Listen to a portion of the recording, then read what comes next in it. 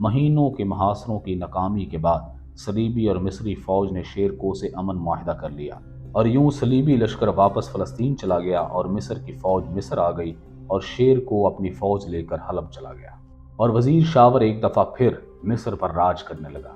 تقریباً 2 سال بعد شاور نے صلیبی بادشاہ سے کیے ہوئے وعدے جب پورے نہ کیے تو صلیبی بادشاہ پر مصر پر قبضہ کرنے کے لیے صلیبیوں کی طرف سے دباؤ بڑھنے لگا۔ اس نے مصر کو اپنی سلطنت میں شامل کرنے کے لیے فوج کشی کی۔ اس دفعہ خلیفہ الازد نے خود نور الدین زنگی سے مدد کی درخواست کی، اور سلطان نور الدین زنگی نے ایک دفعہ پھر شیرکو کو فوج دے کر مصر بھیجا۔ اس دفعہ مصری فوج شیرکو کے ساتھ مل کر صلیبیوں کے خلاف لڑ رہی تھی۔ صلیبی بادشاہ شیرکو اور مصری فوج کے مقابل آیا تو اسے احساس ہوا کہ اس کی فوج کی تعداد بہت کم ہے اور شکست یقینی، تو وہ لشکر کو واپس لے کر فلسطین چلا گیا۔ یوں شیرکو فاتح مصر بن کر مصر میں داخل ہوا، اور لوگوں نے اسے دل کی گہرائیوں سے خوش آمدید کہا۔